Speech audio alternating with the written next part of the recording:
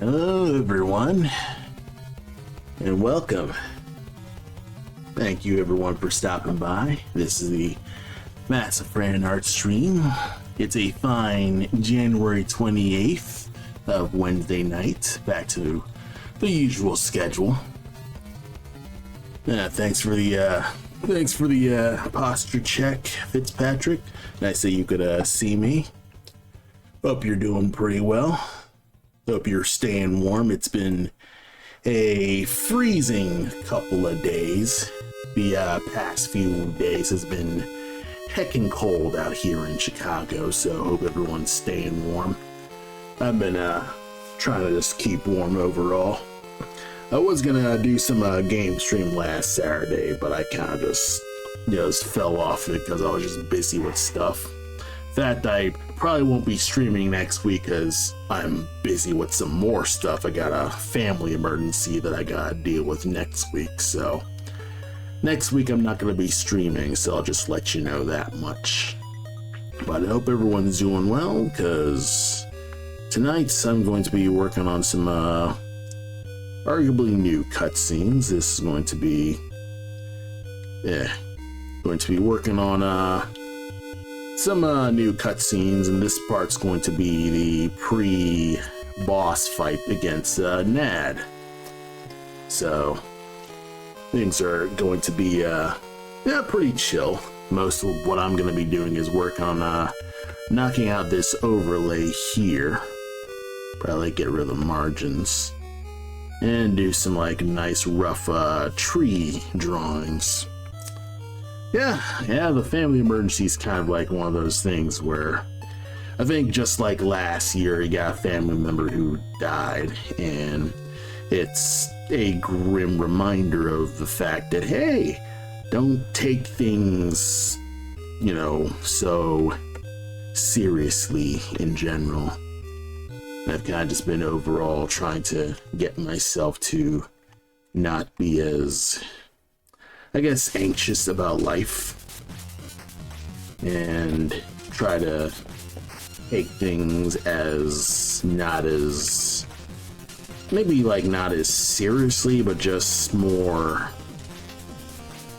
I don't even know what I can say, because for the past few weeks I've been I guess a little art blocked, in a sense, where I didn't want to really do much. Kind of half the reason why I didn't really do much drawing, I guess, for the past few weeks. If you follow me on Blue Skies, because I kind of just am overall just not up to making art in general. I could probably make you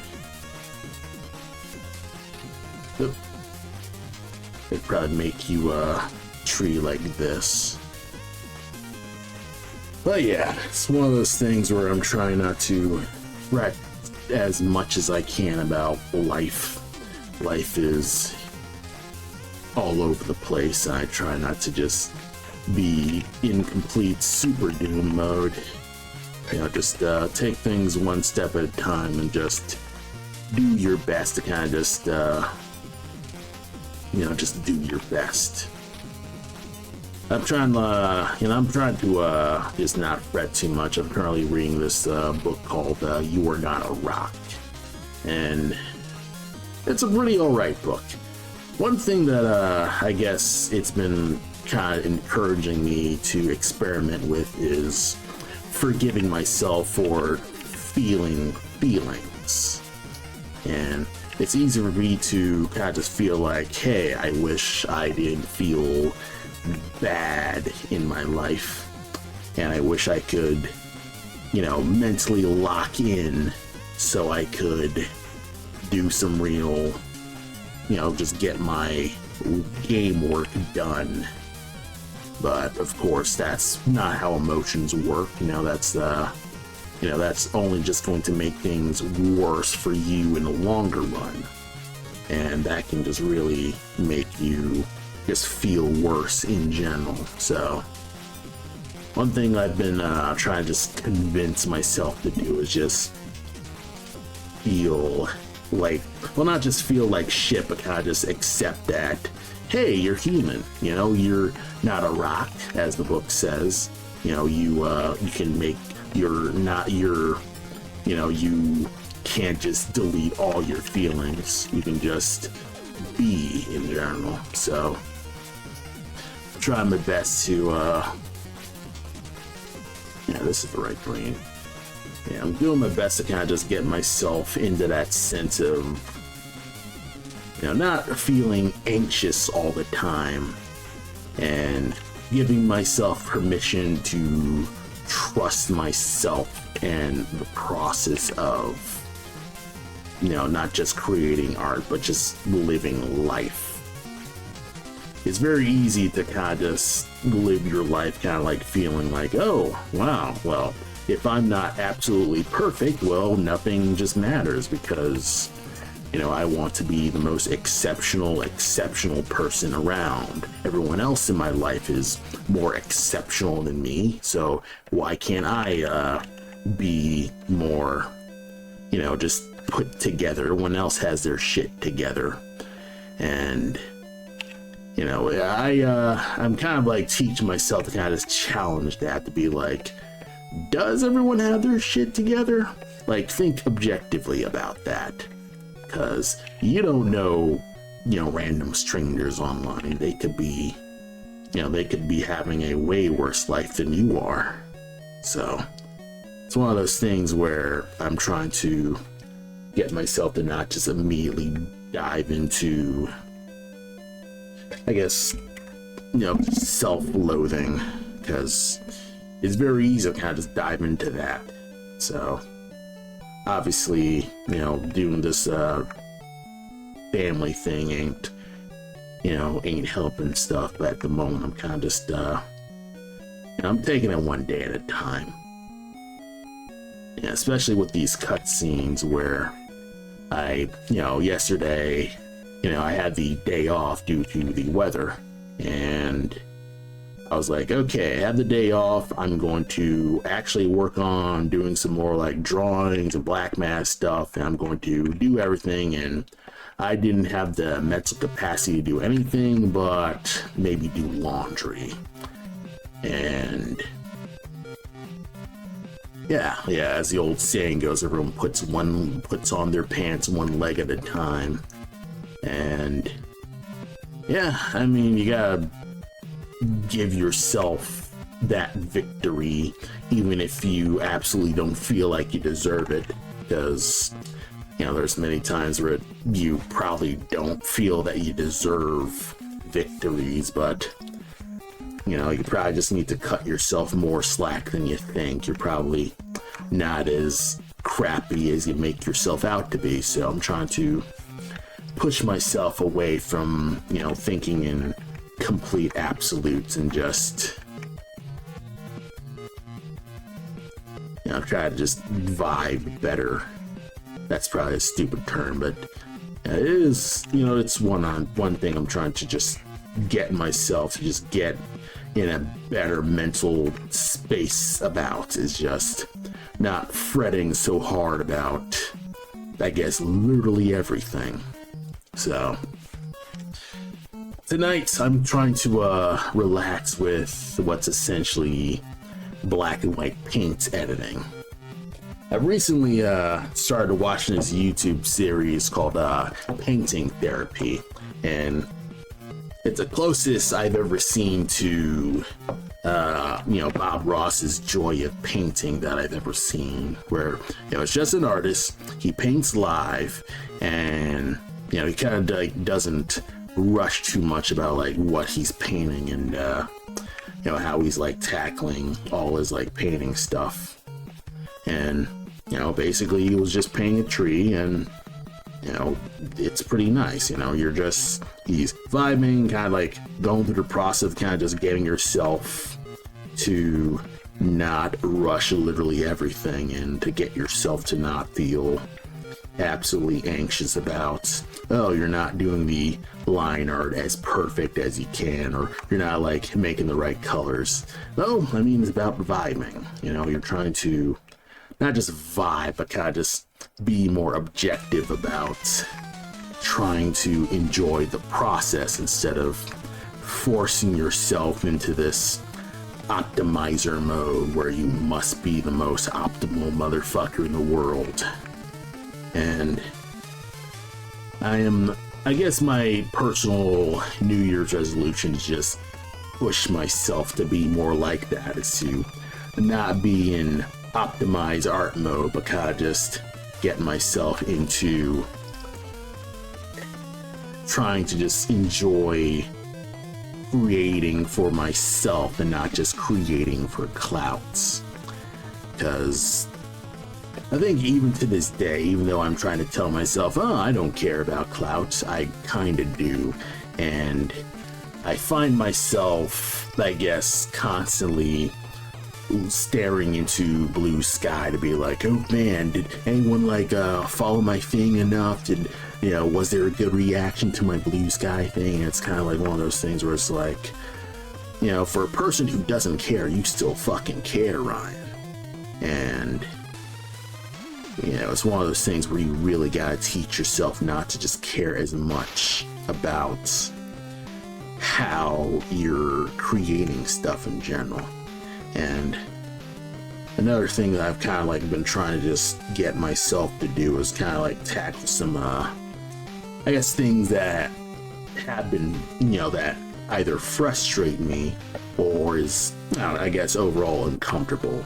So they probably haven't like done judging, or I probably talked about this before, but I recently participated in a writing contest in writing groups that I did probably like last week or so. But yeah, I did a little writing contest where I had to make a short story in 1,000 words, and you know, I was kind of feeling self-conscious at first because, you know, I am some like jackwagon trying to basically, I guess, compete with people who are, you know, more experienced with writing in general and like actually storytelling. Meanwhile, most of my experiences may be like comics stuff at best, and even then I always just feel like my comics knowledge is just, I guess I know theory, but I don't really do execution. And I've been trying to get myself to be less theory boy about a lot of stuff and just get myself to be more about actually making the fucking thing instead of saying I'm making the fucking thing. So one thing that I'm trying to do is to get myself more into actually just getting shit done.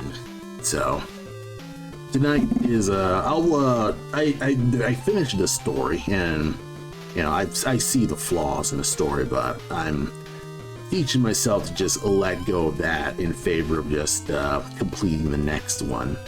And I mean, it's pretty alright. The fact that I got it done means that I am probably ahead of maybe 95% of people who are like, yes, I want to make a story, and then they never freaking do.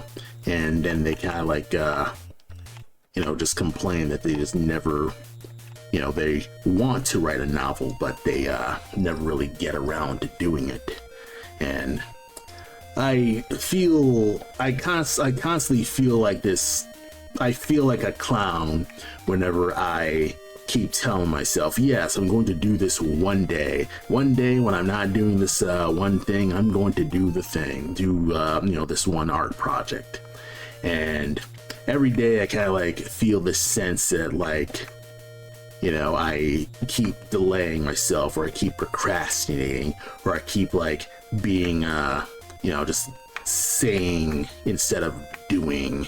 There's this one, I guess there's this one meme called Potential Man, and it kind of hits hard in like a bad way, where it kind of like dunks on you for, well, it doesn't dunk on me specifically, but kind of like dunks on characters who have potential but never really lived up to the hype that the fan work like talks about. It's a lot of it is from Jujutsu Kaisen, which I've never read, but that's kind of like one of the many like Jujutsu Kaisen memes. Hey Usagoji, welcome.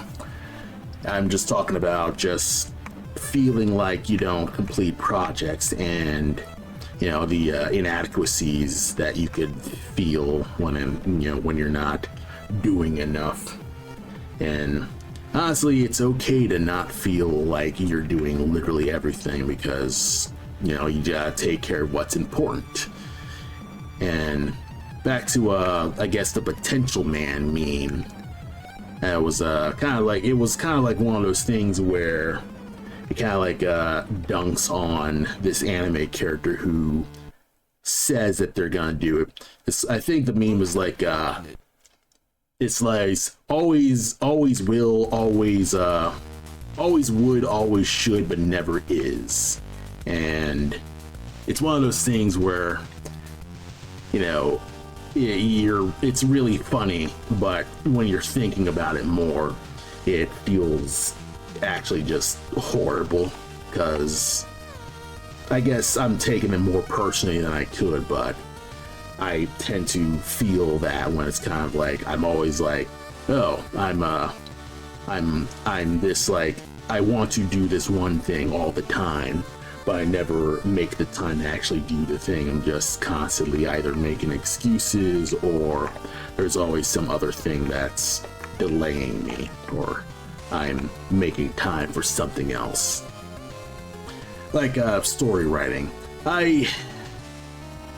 I feel like I procrastinate a lot when it comes to story writing. And I mean, a lot of the story writing is mostly like being in that circle revision where you're just revising the first sentence of a thing you wrote over and over again, and not really pushing forward to making the draft. So, from a lot of my script writing and editing books, one big pro tip when it comes to writing, getting writing done, is not editing in the middle of a thing. Like actually waiting until you actually have a first draft down before you start editing, because otherwise you're going to be in this cycle of cringing at your writing in the middle of a thing, going back to that earlier line, redoing it, and then you continue on, but then you end up going back to that line again, cringing, and you're constantly just going back to the same pages, and you're not really progressing, you're not really moving things along. So you're always kind of just you're never making the story, you're just refining your draft, so to speak. You're not really like telling the story, because you won't know what story you're making until it's actually done, and then you can actually be like, okay, I'm trying to tell this is how I emphasize this. And that kind of stuff can really screw over people who aren't as experienced with writing, because they're always just in that perfectionism angle, when this isn't the time to be perfectionist. You're supposed to be putting the shit down. So with the pixel art stuff, I'm also kind of like in perfectionist mode, where I am kind of really kind of like noodling around instead of actually putting out pixel art. So that can be a bit of an issue, but I'm trying to not be in massive perfectionist mode and just try to get myself to just push into actually just plunking pixels down. And I'm also trying to push myself to do the same thing with making colored artwork, trying to get myself to be like, okay, don't try to be perfectionistic about coloring, just plunk colors down, get things down, instead of constantly believing that what you're doing, you know, the initial colors that you picked sucked. And I'm not gonna say that it's easy, because I still have a bunch of ink artwork that is in my process list that I wanted to post today, but I was just feeling like, it just is not working. And I'm kind of like, okay, I need to go back to the drawing board, so to speak, and refine this more. And it's very easy to kind of just feel like, you know, what you're posting is just too junk, or everything just completely unrefined.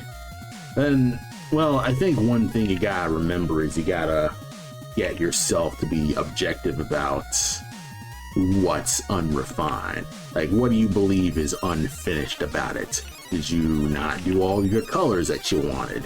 Did you not remember to, you know, get all the shading down? Is everything like lit correctly? Do you have all your values? And you're trying to get yourself to be more objective about your performance, instead of constantly saying, I suck, this sucks, everything I draw sucks. And push yourself to not just shit talk yourself. Like, no, like actually like explain why you're shit talking yourself. Because it's like, if you're gonna be your own biggest hater, then you should at least know why you're hating.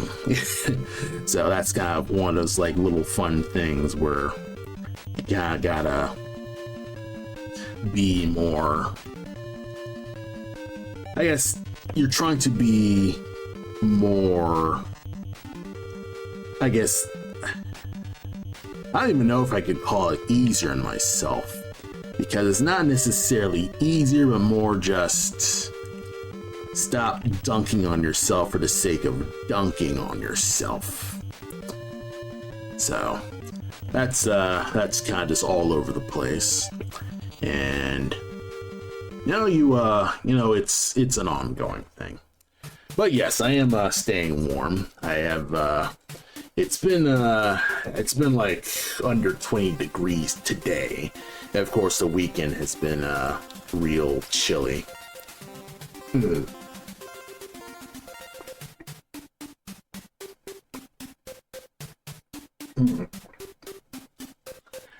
Drinking at my jug, kind of just staring at the tree. Tree's looking decent. There's a lot of this tree that's gonna be cut off by the margins, which is kind of funny. But honestly, it's better than having nothing, because you do want to have more to cut than to, you know, make up. So, you know, it is what it is with that. So I'll let that rock in that terms. So I'll let you kind of just be wider here. Get that rolling. And yeah, painting therapy, I absolutely recommend if you wanna have like a YouTube channel just listen to and vibe with. I could probably like get rid of this branch and that'll be plenty.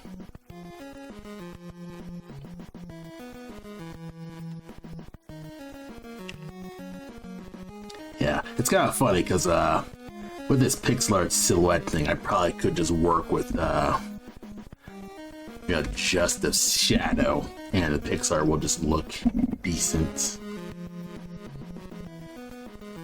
I could probably just refine this to be what's essentially a razor point, and with the power of it being effectively black and white, I can get away with tree line just ending at a razor point. So now that's one thing with pixel art where I keep telling myself that no, I'm probably just making this suck. But truth be told, I'm probably doing fine, and I'm just not cutting myself enough slack. And yeah, that's one thing that I'm trying to just push myself to do, is just cut myself more slack. And I mean, it's weird because I never feel like I deserve to cut myself slack ever.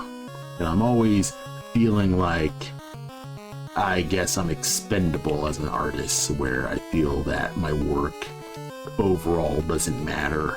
I mean, important shit's happening all the time, and here I am sad that I can't like fucking draw a little tree, and meanwhile you've got frickin' armed Gestapos just running around the city burning things down.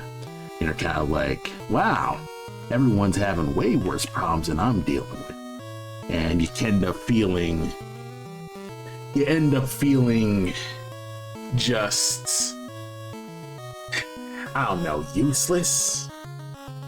No, it's not. It's you know, you're trying to not like dive into that. So one thing with art, I mean, obviously people do need art as much as the world kind of like tries to shit on artists for being like, yeah, your work's kind of useless, you don't pay the bills, you can you know, feed my family. It's kind of like, well, it, you know, it kind of like makes life easier to bear. So I mean, there's that, you know, everything, you're kind of like enjoying the creativity of people.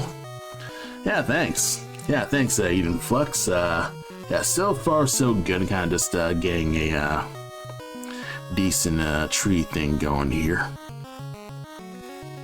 Yeah, so far so good. I could probably hide the grid. Yeah, hide grid. Yeah, I mean, it's a good silhouette setup. And then the margins, blah,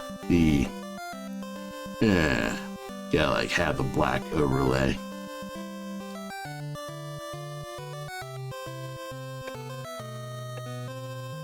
I'm like, where is it? Okay. Ooh. Shoot, it just cuts off the leaves. Okay. Yeah, thanks for, oh, yeah, no problem. Oh yeah, for anyone who's interested, I was kind of like talking about commission price and things like that, and yeah, I was talking with Eden over Blue Sky about just commission prices. And I kind of just indicated that, yeah, it's totally okay to kind of like look up artists' commission price and like communicate with artists about, you know, what they charge for commissions. Because one common thing with you know, with the union stuff is getting into communication with your fellow workers about, you know, like wages and things like that. So that's always just important to do. Good news, the morale of Ice and Mag is crumbling. Yeah, that's gonna be great. It's just, you know, actually having them fucking dismantled would be ideal. So that's going to be pretty great. Hopefully World War III doesn't get kicked off, because I would like to finish this game sometime too. You know, it's one of those things where it's like, I think I've been working on this game for 6 years and we're not even out of the demo phase. And I'm kind of like, man, I feel very I feel like it's kind of just taken so long that I'm kind of just, I feel like a dope whenever I tell people, oh, I'm making a video game. Well, I mean, you're still working on a demo and you've yet to make a build. I mean, there's a build. I mean, my programmer's currently working on making the jump a little better feeling, because he's got to like notice that the jump with Blackmask does not feel good. So I'm like, hell yeah, better feeling jump is always ideal. So please improve the jump. Everybody's gonna love you for improving the jumps. I know I will. Yeah, thanks for stopping by. Yeah, I remember I was shamed on talking about your commission prices with other artists, and I'm glad I'm slowly becoming less hush-hush. Oh yeah, that's one thing with, I guess like back in the day, it's overall been shameful to just talk about any, like, you know, your pay rate and stuff like that. Like, it's kind of I don't know if you're not American, but, you know, it's kind of like this American culture thing where you don't really talk about your wages because it's not the ideal work thing. It's quote unquote rude to talk about your wages, especially if you're at an interview and, you know, you're trying to you know, get a job and you're trying to make sure that job can actually pay you. But of course, you're not going to know how much you're getting paid for this job because employers don't put the fucking pay rate on the job, or they put some bullshit where it's like, oh, $20, or it's like it's like $8 to $20 an hour. It's not actually specifically $20 an hour, because they could mean like you start at $8 and you go up to $20 an hour, or you have to do some like contractual rigmarole, or you have to have an alternate position and things like that. And it's a lot of like dumb bullshit. But essentially, people, or at least Americans, they're, I guess, culturally discouraged from talking about their wages and payment because, you know, if one worker finds out that a person doing the same job is getting paid way more, they're going to want to ask their boss to get paid that same wage, and then the boss will be like, nah, fuck off, and then there'll just be a problem. And obviously a boss ain't going to do that. So the same thing kind of applies when it comes to freelance art. So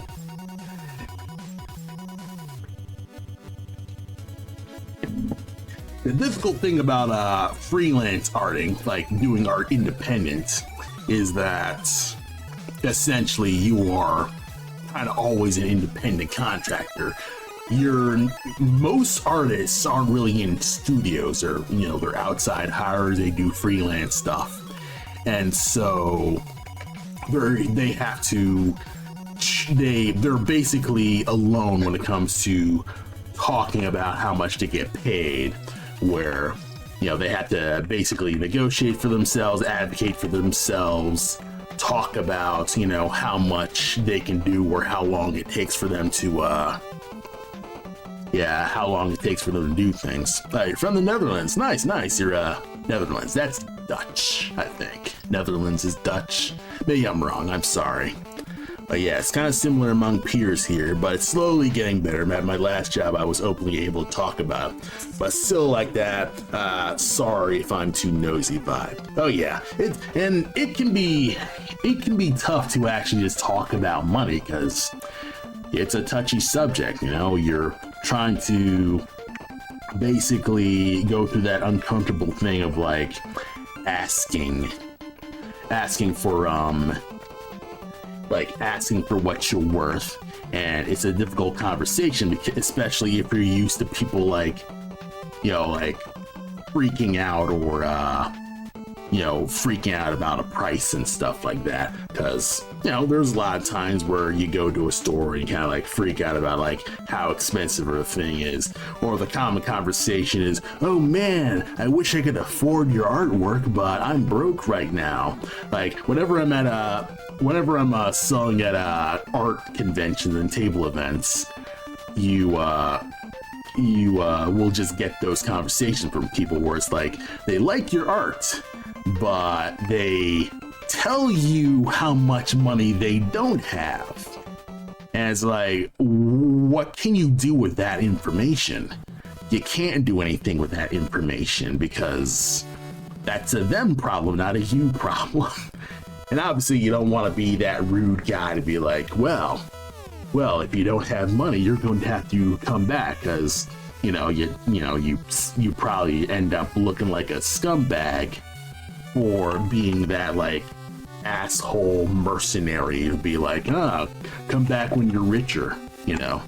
And there's nothing wrong with advocating for yourself, because at the end of the day, you still need to pay rent. If you went to a plumber and you told a plumber, oh man, I like your work, but I don't have any money to pay you, your plumber will probably break your pipes. Like, when the plumber gets there, you should have their money. I mean, I don't know if a plumber will actually break your pipes, but I believe you will usually pay that plumber. Like, it's not a thing of you not paying a plumber. You either decide a payment plan before they come to your house, or like you actually like set up, they tell you how much it is on the phone. So you kind of need to treat art in that similar way, where you kind of got to get comfortable saying, this is how much I charge to do my work. And it's not going to be easy, but it gets easier the more you do it. And the more you do it, the more you'll understand how much you actually know. And if you're in a position, if somebody asks you, oh, hey, how much are you going to pay?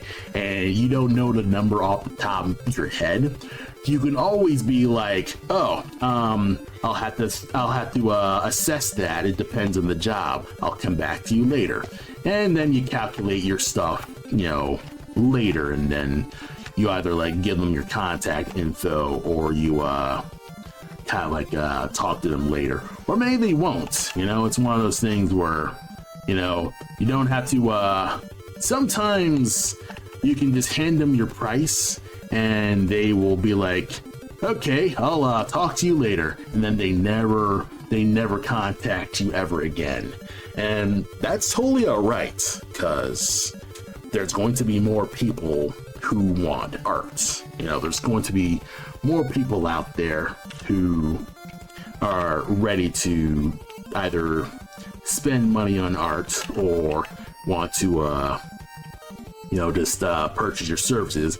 And also, you're still working on your own personal projects. You're still chugging along with your own thing.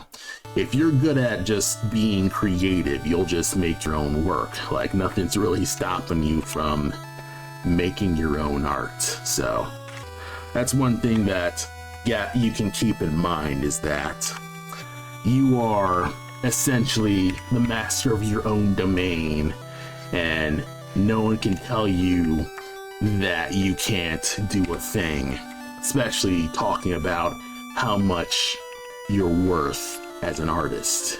So that's one thing that I had to learn over a long time. Like, this stuff doesn't come easy, and this it takes a bit of it takes a while, especially when you're doing commissions. Because when you initially put out that commission first, it's not likely that you'll get any takers just yet. And you kind of need to budget a bit, where you either need to constantly post, hey, I'm doing commissions. Probably like give yourself a day, like do like maybe like 24 hours, like retweet your Blue Sky post. That's one thing that I really advocate a lot, is don't feel afraid of reposting your Blue Sky posts, because you will probably have people who are in different time zones, or you'll have people who are currently they're either at work, or they might be on their lunch break, or they might be they might be on a completely different like timeline than you are. May you do the initial post, but nobody sees it because they're either asleep in bed, or they haven't they're probably like at work or something like that. So that's one thing you can do, is just retweet as much as you can. Like, yeah, you're doing the right thing. Like, interviews of like 2 to 3 hours first day or two and stuff like that. And also, don't feel bad about like going back months in the past to like retweet stuff. Like I've been getting better at just using Blue Sky Advanced Search to just go all the way back to old posts that I post like last year and just repost that like from last year, and it ends up like getting another like maybe like 50 or so like people just liking it, and that's been pretty nice. So I think I'm kind of like losing the plot with this branch, because I'm kind of like losing the silhouette with the branch. So what I need to do is like imply leaves. Let's see.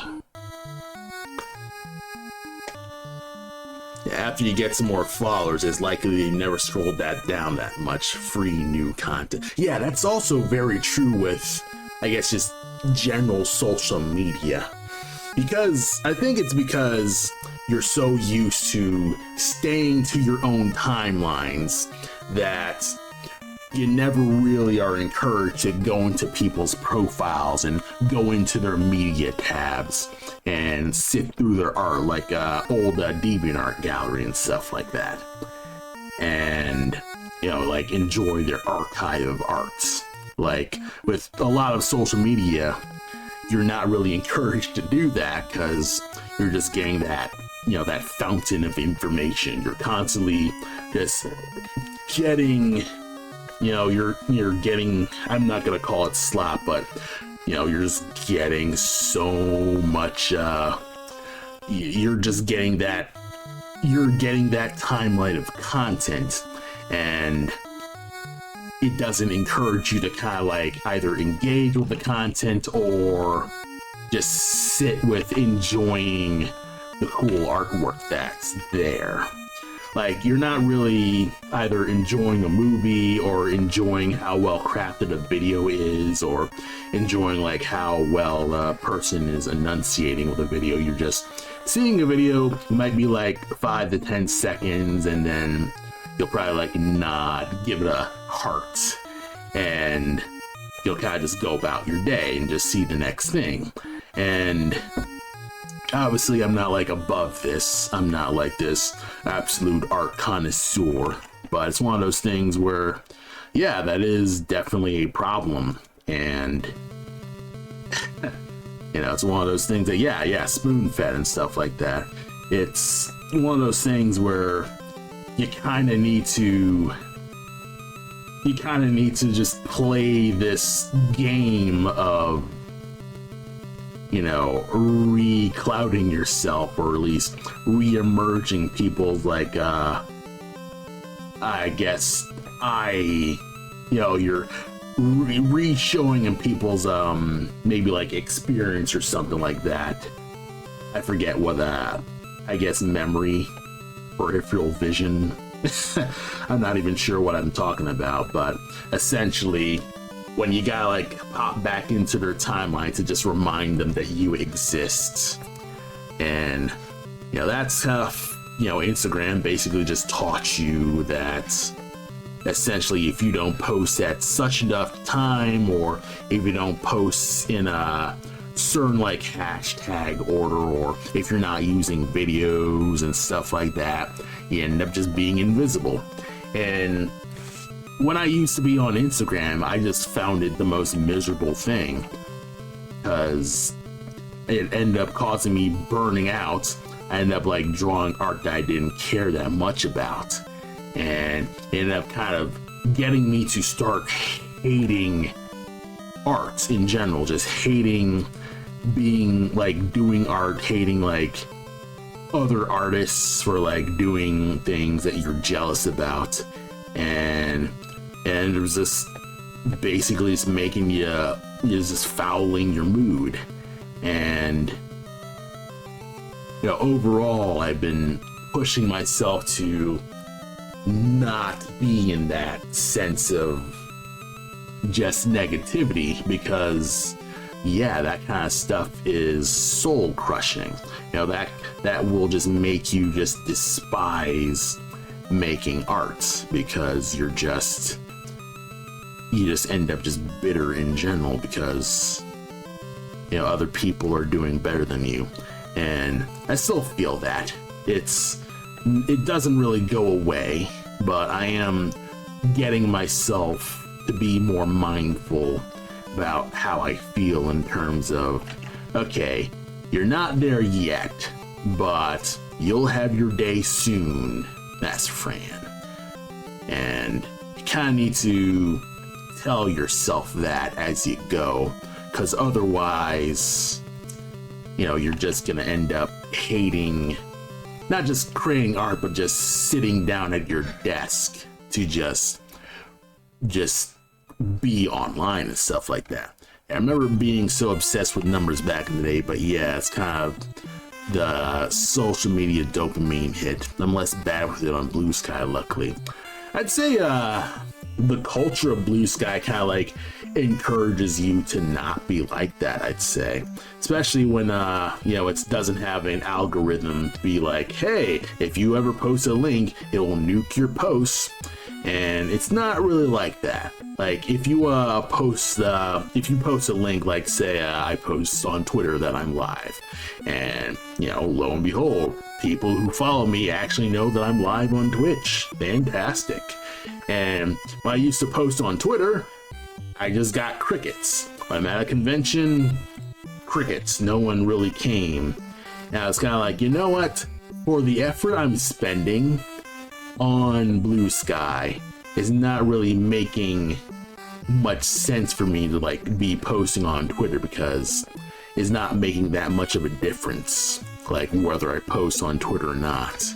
So, you know, it was kind of an easier decision to quit Twitter for me, because one, I was, you know, for the 11 years I was at Twitter, I barely had like maybe like 10,000 followers.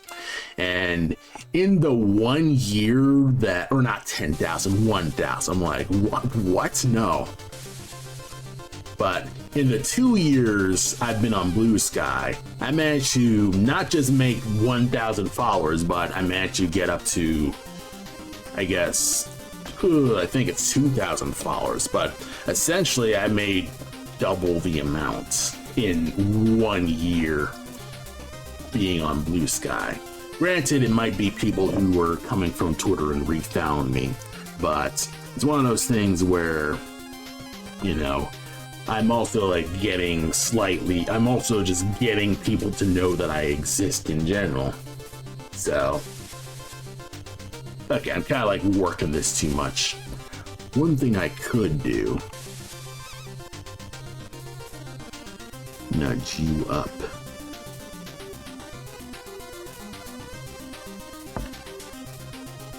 You know, like do this and then get rid of this. There we are.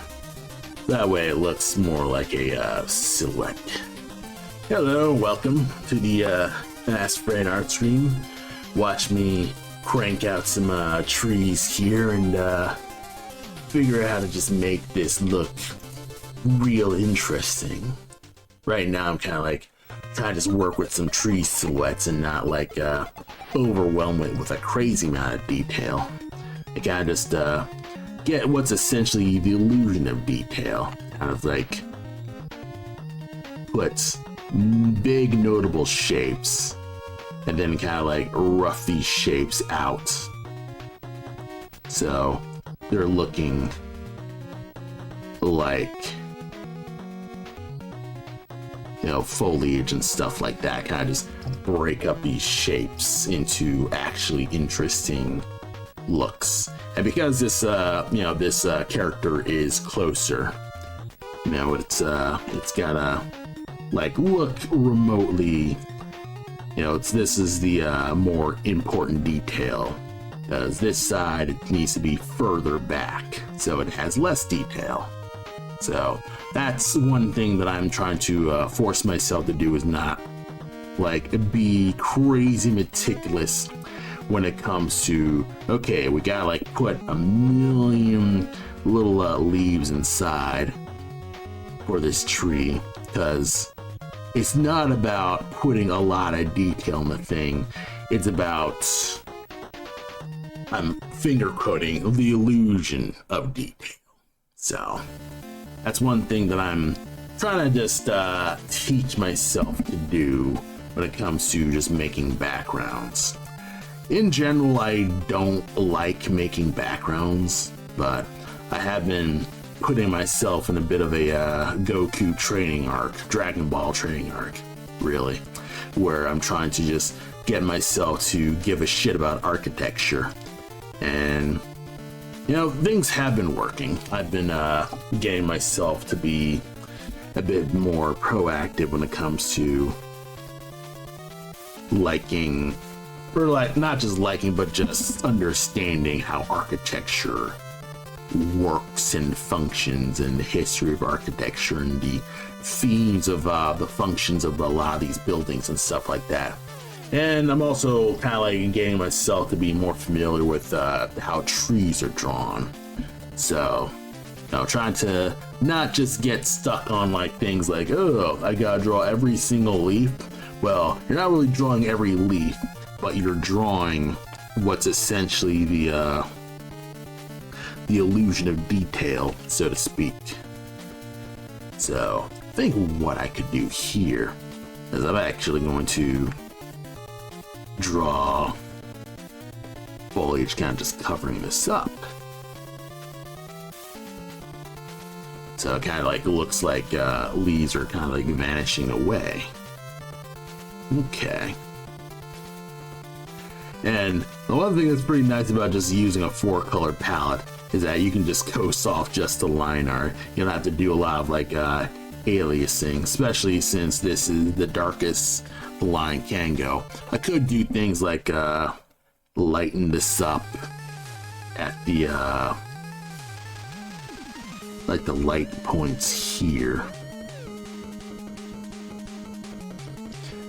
Kind of like have it use the colors, kind of like have it fade into the darkness, and then use the lighter colors to just make it seem like it's getting shinier. But this detail will probably overwhelm everything, because what this needs to do is it needs to basically frame these characters. So trying not to completely overwhelm it with more detail than I need. Yeah, I'm currently doing my relearning pixel art training arc. Yeah, it's been 3 years since I really worked with Aseprite. Yeah, fantastic that you're back in the saddle too. I've been, I guess, neglecting Aseprite myself, because with game development, it's one of those things where it's like, since I'm the artist, I don't really do a lot of programming, so I've handed my programmer just all the stuff that I need to do for Blackmask, and basically I'm left to my own devices to, you know, do things like write cutscenes and write the character stories and stuff like that, and worrying the entire time. But of course, you know, you're trying to teach yourself not to worry, because, you know, it's your thing. You're not you know, you're the writer, which means you are in control of, you know, what you provide to people. So, you know, you got, when it comes to being creative, you kind of have to get yourself to trust your process and trust yourself to do the right decision, or at least trust yourself that you can do the right decision, because obviously a lot of anxious feelings is obviously fear and stuff like that, and you know, you don't want to feel fear, so you know, you want to, you know, make sure that you're not constantly in fear all the time. So that's one thing that trying to just get myself to be fine with is just, this is just a process. You don't have to worry about everyone freaking liking the thing that you're doing. Just do your best with what you have and what you know. Try to do as much research as you can, but don't get yourself stuck in a procrastination loop where you're looking at every potential detail, because what you really need to do is pick maybe like 5 or 6 important things that you find interesting about that subject and stick with those. And that's how you're able to not be trapped in the editing and research limbo, so to speak. Because it can be easy to kind of just fall into the trap of, you know, you don't know every potential thing about a culture that you're making your fantasy world about. But thing is, you kind of, you know, the thing you gotta remember is a reader is not going to just dive crazy deep into it. It just needs to be enough to keep the world consistent enough.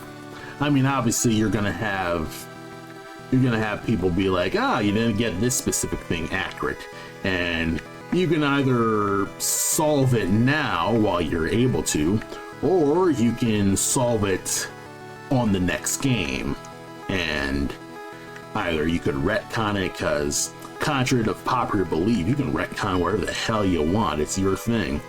You don't have to adhere to a writing thing. You can retcon as much as you like, because you're the one sitting in the writer's room. Like, you're essentially the DM of this entire adventure. So you can decide whether or not you're going to keep the session going and stuff like that. And it's one of those things where, as dumb as reboots are, it's still, you know, it's still part of the writer's tool thing. You know, you can still reboot as much as you like, because, you know, it's your thing. So, you know, don't worry about having every freaking thing together, because, you know, you're going to be, you're not perfect. I guess that's just a basic, the long and short of it is, you're not perfect. You don't have to be perfect, and no one's asking you to be perfect. There is no absolutely super flawless work in the world, and I need to make peace with that. And obviously you all do as well if you're trying to create something, because, you know, you have to, you know, you're going to be flawed. And I'd say that's kind of the point of creation, is you're flawed and you're putting yourself into a thing, and not just letting an algorithm or a life model or something like that tell, you know, not like make it themselves and make it up through some algorithm and things like that. You are putting your experience into what you're creating. So, yeah, that's neither here nor there. So far, I've gotten this close tree done. Still probably need to refine these branches. Probably need to get rid of this. I think this is kind of like a little bit of a hangout, so I'm probably gonna dumpster this. But I'll come back to this later. I need to. I'm gonna take a break for a bit, get some more water, and I will be right back.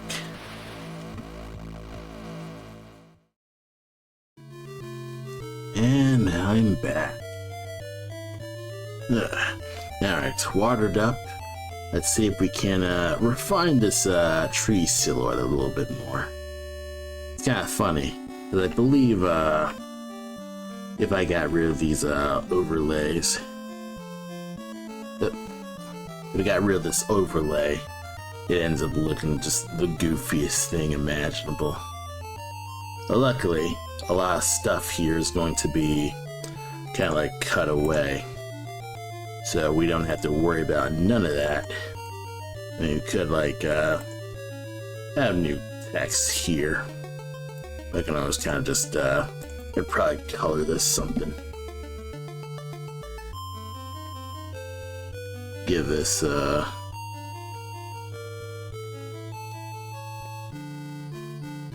Probably give it a real color. Ironically call this black text, so that when I actually open it, it actually will show stuff here. Probably cut this name out here. It really depends, because you have the overlay. Like you have the margins here. And you can do some things where the text is just on 2 lines. And the one thing that I've kind of been trying to like plan this game around is like, okay, it's a widescreen Game Boy game. It's actually 144 pixels high, but then it's like 256 wide to kind of just factor in for a 16:9 widescreen. Like there's no I'm not gonna do like the actual like I think it's 160 by 144. So that's the initial Game Boy thing. But I kind of could. Like I was experimenting with GB Studio a while ago, and there are some things that I can do with my sprites in GB Studio. There are a lot of things that I've made in GB Studio that's kind of like out of its sprite size that can be an issue. But I think it's one of those things where if I gave it more time to learn, if I gave it more time to kind of just learn how to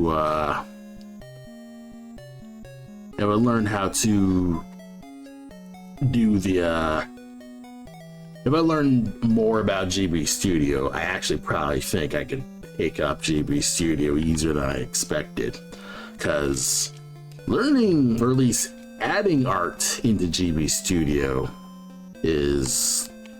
Why can't I select this?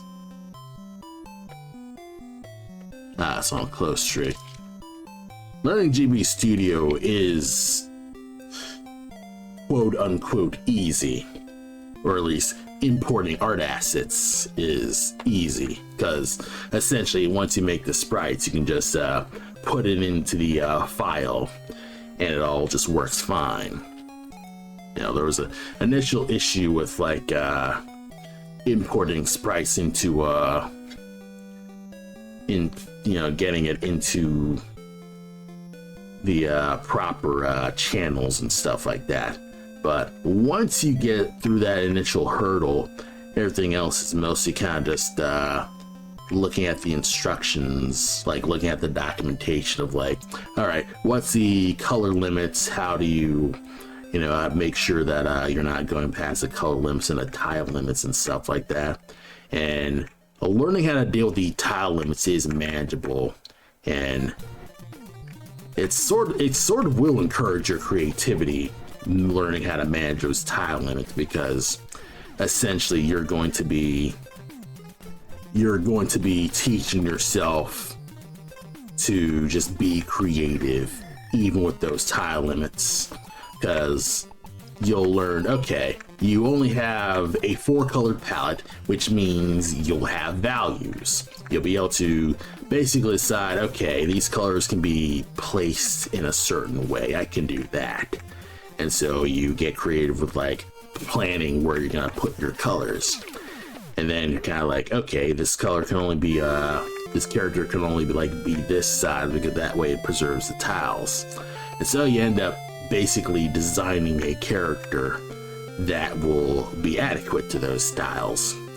And there are some little surprising things with like GB Studio, or at least the Game Boy engine, where you can do more things than you think. And that's always a nice part, is when you can figure out like little spots where you can break your limits, and that's where things kind of like feel more fun. Like that's when you're kind of like feeling like, okay, I think I can actually do this. So that's one thing that you'll end up kind of just learning as you go, as you kind of like teach yourself GB Studio. So I do want to like dive into GB Studio. I think once I I think once I have a majority of the important cutscenes down, I'd say like this boss cutscene and escaping the island sequence and entering the temple are good enough cutscenes I could like hand these to Adam, and we could actually start like work on the demo before like actually elaborating on like anything like crazy deeper and stuff like that. Because I have like a big storyboard where I made like a big like preliminary storyboard where, you know, I kind of like write down my art script and stuff like that, and it's whole like animated sequence. And it's one of those things where it's like, yes, I'm using my animation school degree to basically just make a storyboard, and a lot of this is stuff that is going to take a lot of work. And it's like, am I ready to do all this work for what's essentially me, the sole artist? And it's one of those things where you kind of have to pick and choose your big, like, the big set piece things, which is probably why a lot of these boards are set up in 5 boards and not like, I guess, animatic boards, which I see in other storyboards where you'll have like a sequence like this where it has one stand, but then you have the action like this. Like, I think in a beat board, this would just, I'd probably just eliminate this panel and for just this. Because this would be more like, you know, you're just hitting the 5 beats overall. Instead of doing like, especially this, where Cole's caught by the bear character, but we're kind of like getting all of Nad's facial expressions, kind of like, I probably don't even have to put this here. I probably could just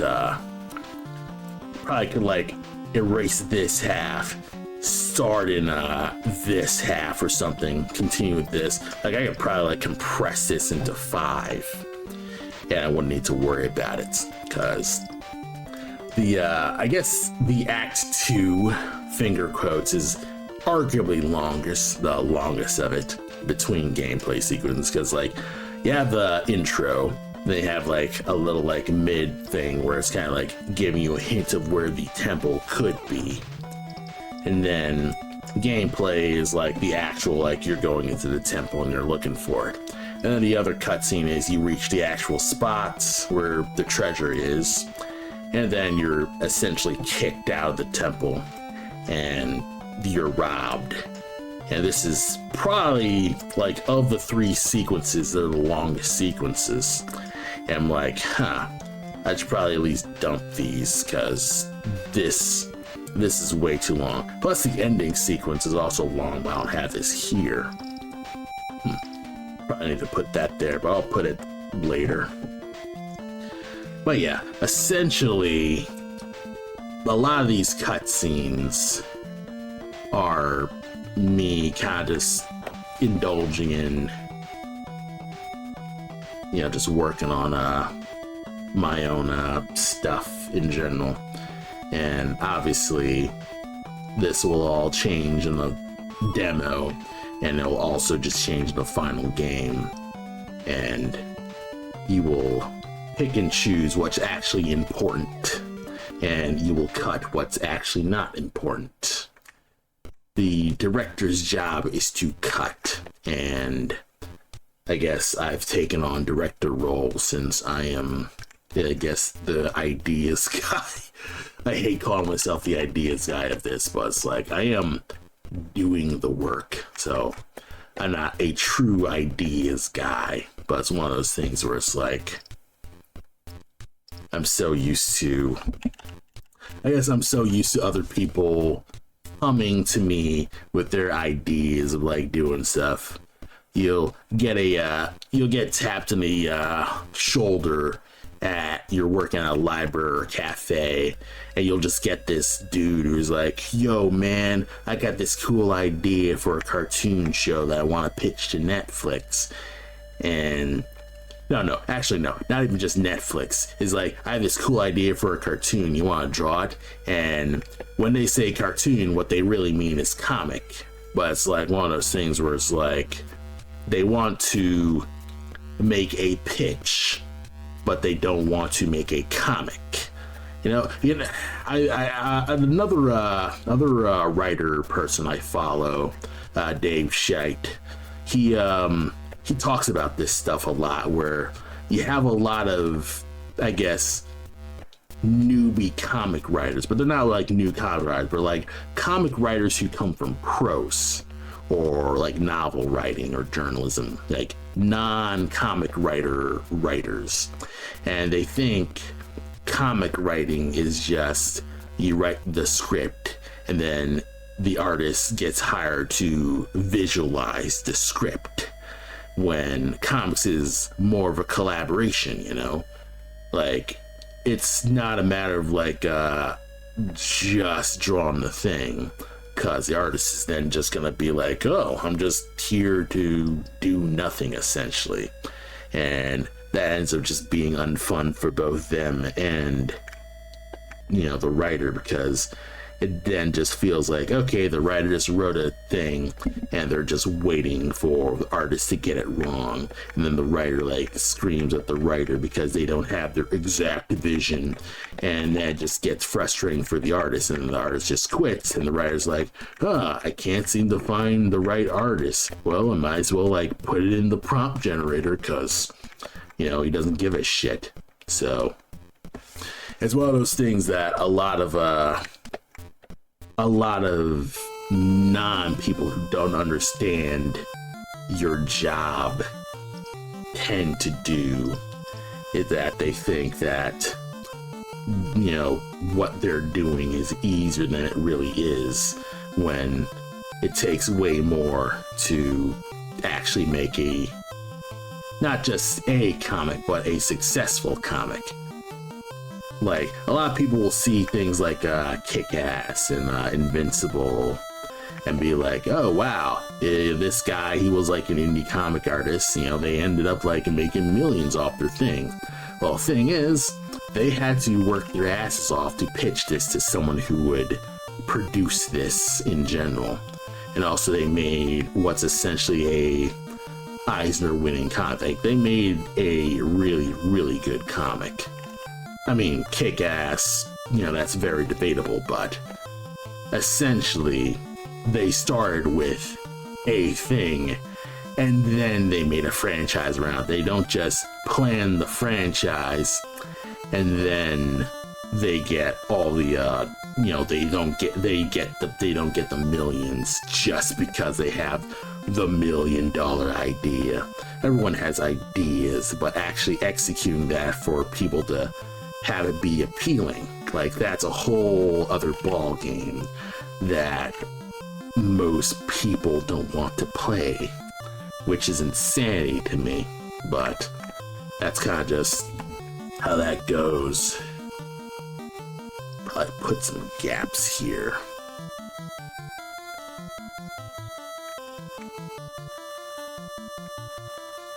I put some more gaps here and that'll be good.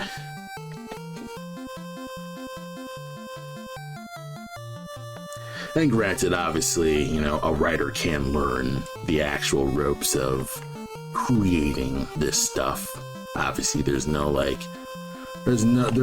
wrong way to make a comic, but there is a wrong way to basically just approach an artist with no willingness to learn, and kind of like sense of contempt for the medium.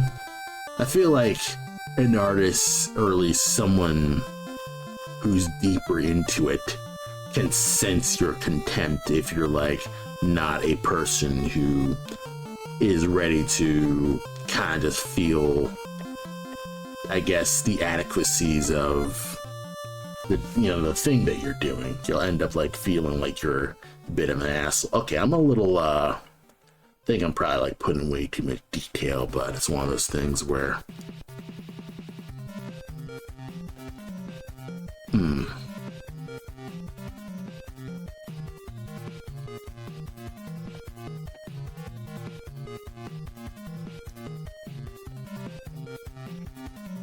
Okay. The one thing that I do really like about pixel art is that I am able to get so much mileage off of just this stuff.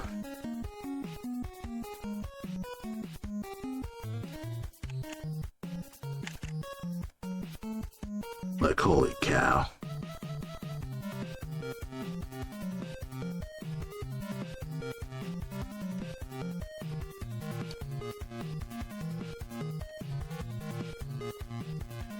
I know it can look a little simple, but I feel like it can probably, that's probably just the one appeal to it all is you're able to just make these colors just look adequate. Man, I feel like I'm putting way more detail into this background than I am to this.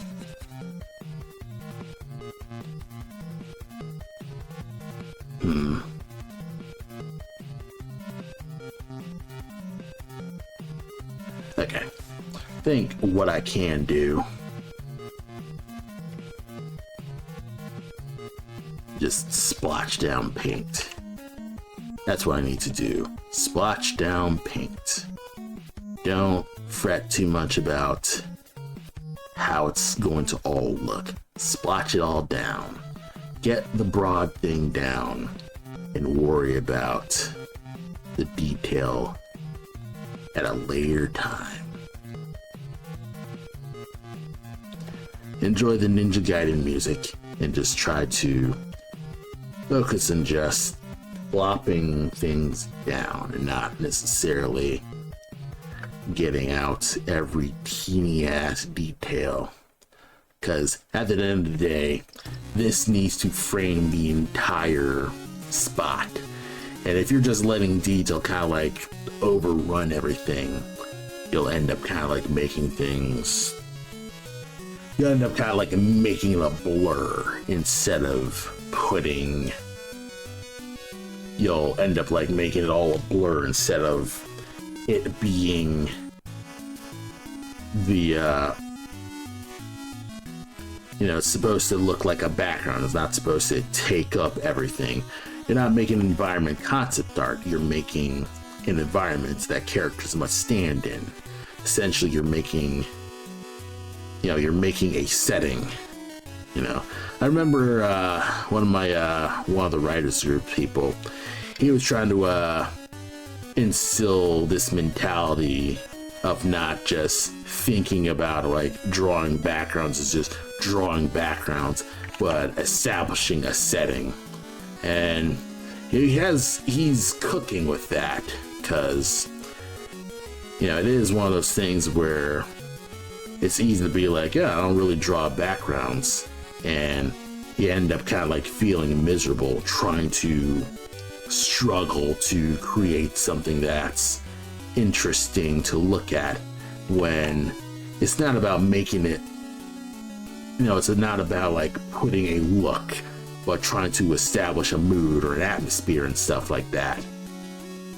And that's a tough thing about background design, because if you don't know what your mood and atmosphere is going to be, it's just going to be that much harder to actually make a thing work. So that's one of those things where I am trying to like get myself in the mentality of like not just making backgrounds, but kind of just making a setting,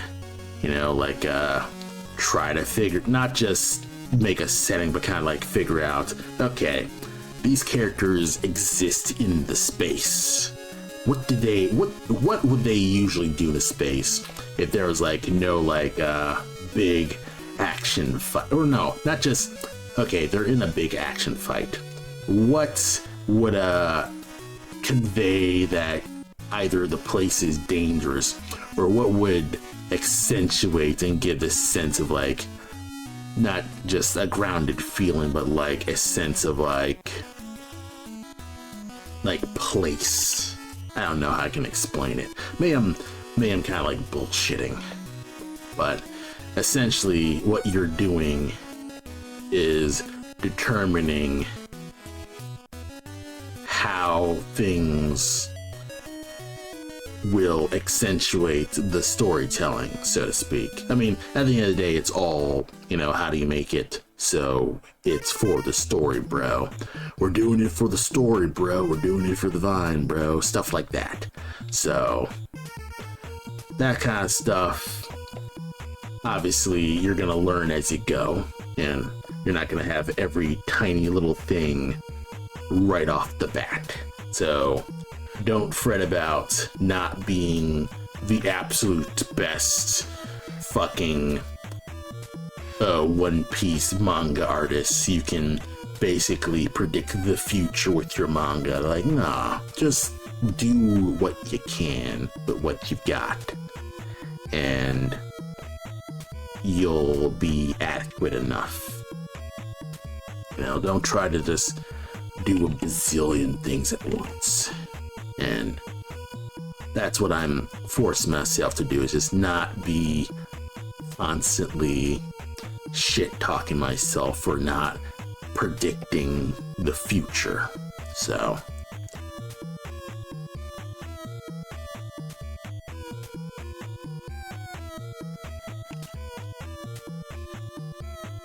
gotta need to constantly zoom out.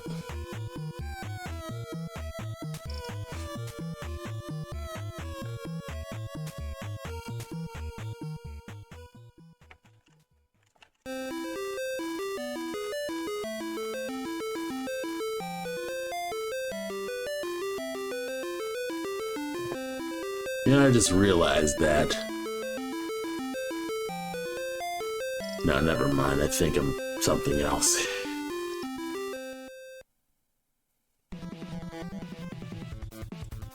Let's see. Far tree. Alright, you're part of far tree. Let's see if we can maybe like add like a little larger.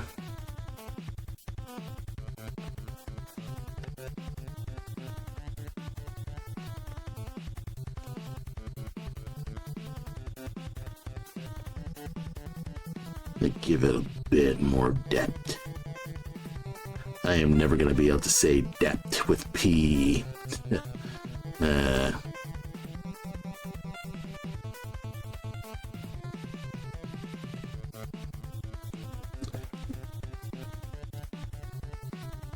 Also, I probably could just fill these spaces a bit more. Probably should have just did this in the first place, because otherwise it'll look like too fine.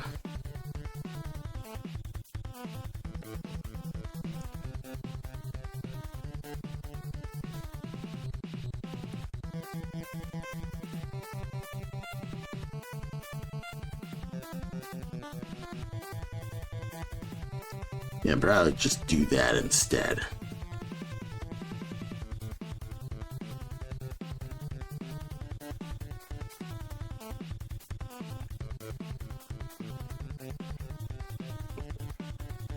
Yeah, maybe that's probably the issue I'm having with these leads, is that they're too detailed for what's needed. They're kind of like muddying the composition of, hey, Cole can see Nad just at the distance in this forest. You should hit them. Because, yeah, it is kind of like clashing in a way.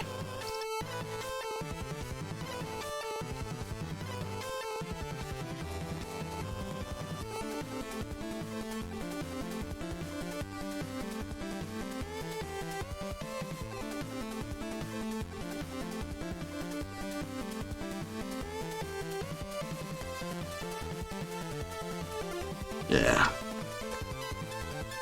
Man, like, am overdoing it with the branches.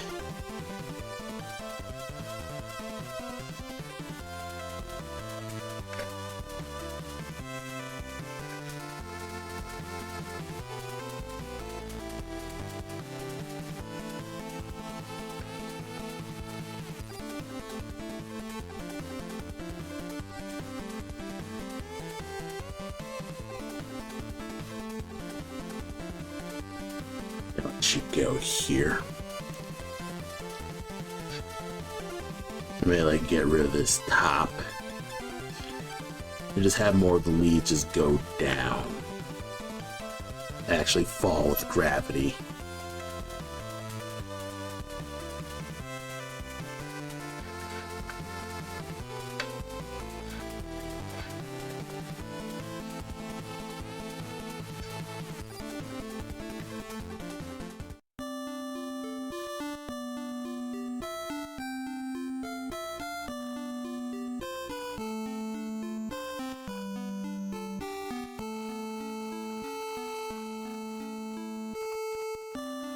Let this go.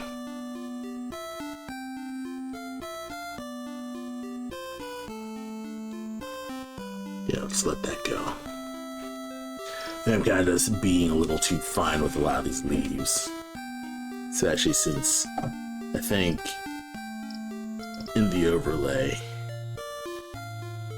I think it's gonna just blend away.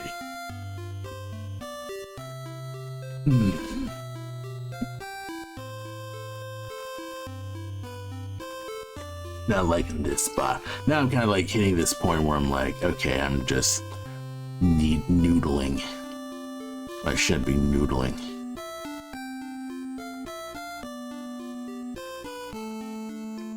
Yeah, I think let's noodle less and just work with the Gnat silhouette here. And just tighten that so it's not as, make it look much more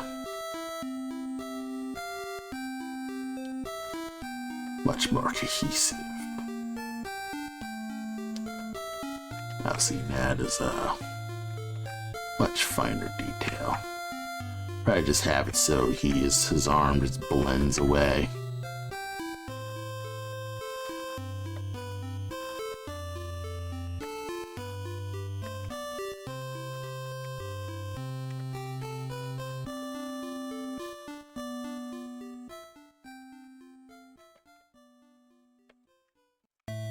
Man, and that is a character design where it's like, yeah, this is pretty great to draw, but then you have to draw him multiple times and you realize, oh wow, I found the flaws of his character design. Because he has a round body, he's essentially a ball, which means that a lot of his anatomy can't bend as well, which means things won't show as much. Same with Cole.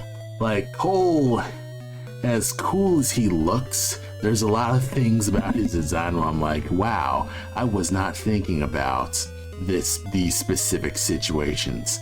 Because Cole having both a tail and a long coat means that he's essentially got a he has two secondary action things. And it's like one of those things where it's like, wow, you have to factor in both a tail and a coat, and it ends up kind of like feeling like just difficult to manage because you have this tail design that's kind of just all over.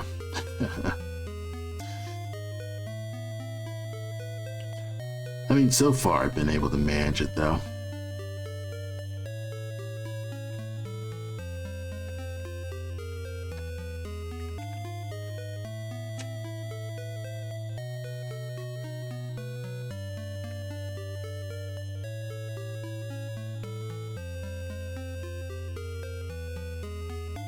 Okay, so far so good. Tighten a lot of the pixels here. And like add a little.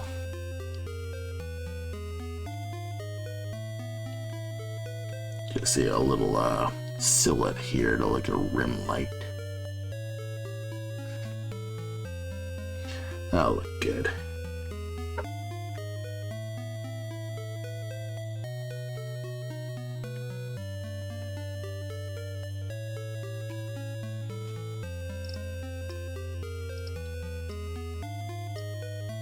So far, so good.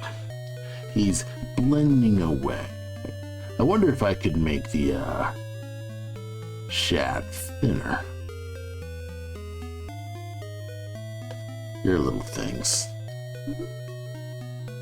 I could probably like do a thing where like it blends out like this. But no, I think I plan to animate this. That's kind of like he's not there, and then he like scooches in. Yep. I also probably should like smooth this out. Probably don't have to, but it's one of those things where he just smooches right in.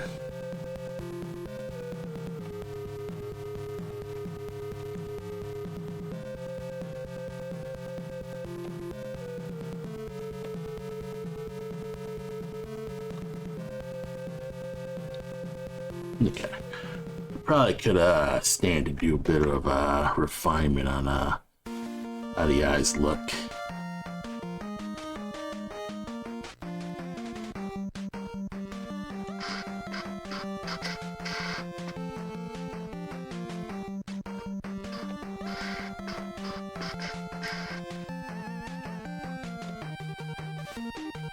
Yeah, I can do a little bit to kind of just make his fur messy. I think one thing that I actually have not factored in when it comes to making animal characters in this game is that you have a lot of fine fur, but conveying fur in pixel art is, you know, let's just be honest, a fucking nightmare.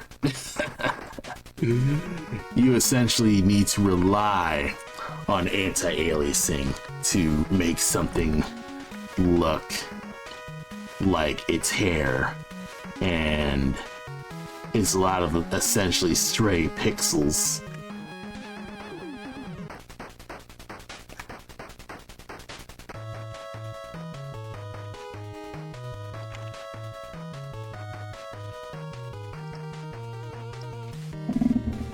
To make you longer.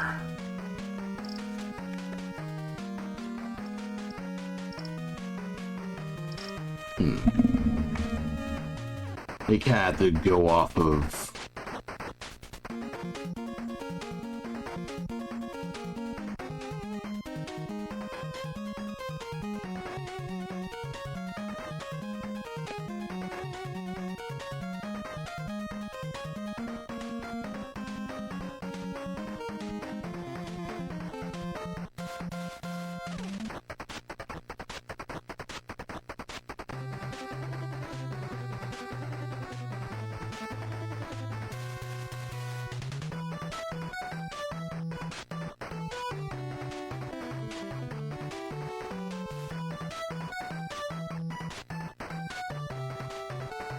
all right.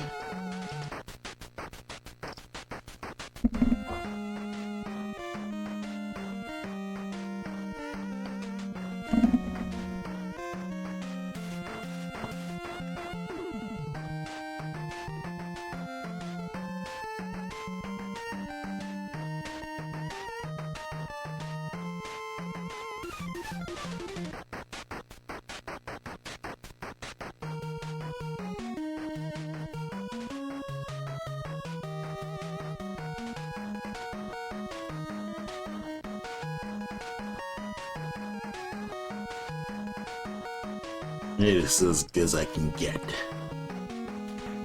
Because, yeah, at the end of the day, I need to just get it. Just blend into the back of the chest, you know.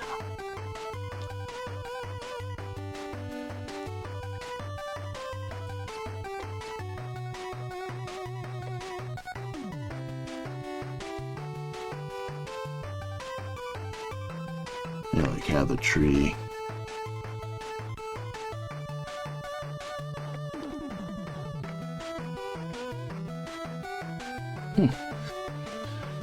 There's also one thing that I also completely missed out on is putting like little outlines in.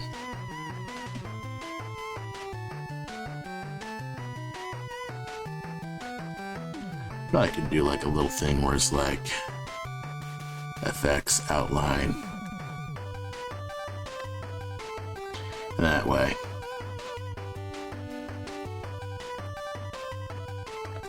then no matter where it goes, it'll just actually just get an outline.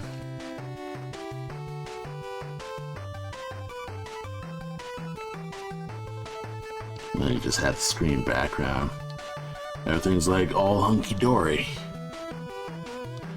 I probably could make this spot black again. Yeah, make this black.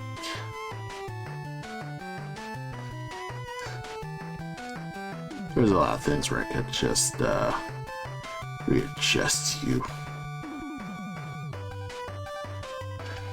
And that'll kind of just work like that. Good, everything's looking slightly better.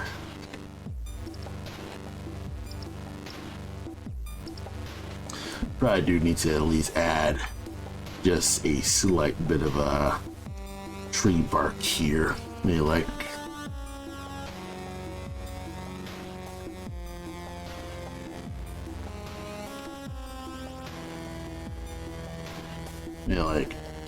as thin a line as possible.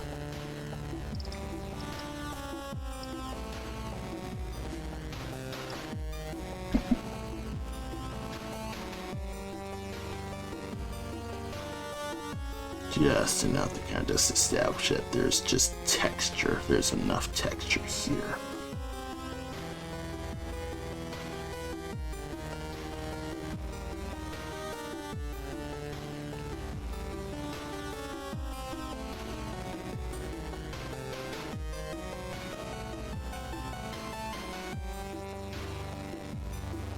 And like skew details kind of establish that there's stuff here.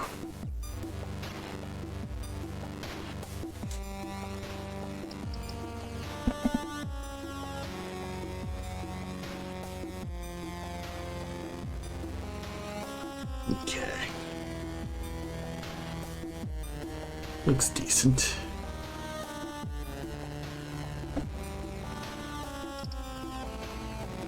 Probably could like do something kind of like establish that the branch is going in.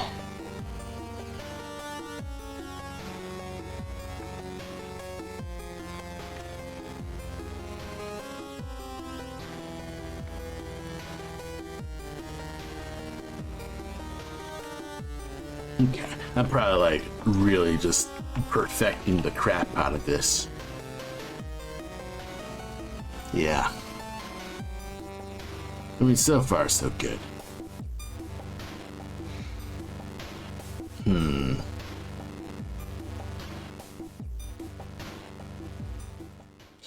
Alright. One thing that I can do, which is basically my crutch, but it's like, I feel like a lot of pixel arts don't really do this, is a lot of pixel arts don't really dither. You have a lot of pixel arts really like use the dither brushes that much. And everything's actually pretty nice for just having a nice way to kind of just add some smoothness to a lot of the textures, like smoothness, texture, stuff like that. And it can really kind of just add a bit more just little like smooth moments with this. So I kind of like putting just a wee bit of dithering just in certain spots, kind of just give it a bit more just heft. Obviously you don't have to like do it for everything, but it's one of those things where kind of like it just gives it just a wee bit more. Like if you want to make an edge look soft, dithering is, you know, the reason you do that, you know. So I recommend dithering, well, not like dithering everywhere, obviously dither where it's appropriate, because if you're just dithering everywhere, it just makes it look like it's pillow shaded and stuff like that, and pillow shading is a no-no.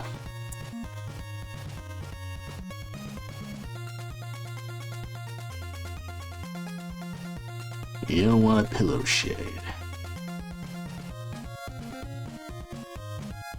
We want to just vanish in. Now, would you look at that? Alright.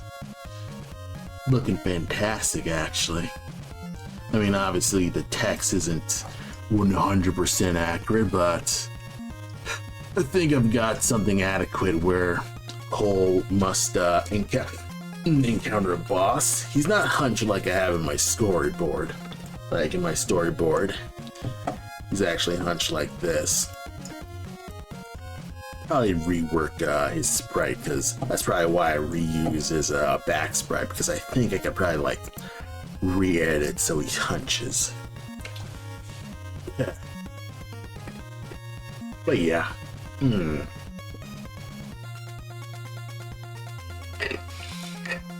think I've made a crazy amount of progress tonight.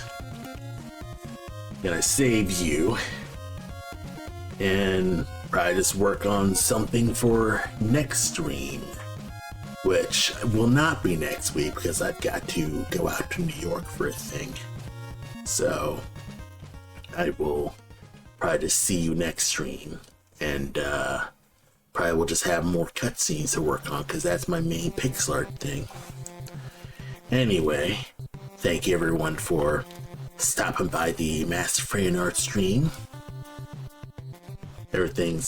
Hope everyone's going to stay cold or not cold, but warm and safe.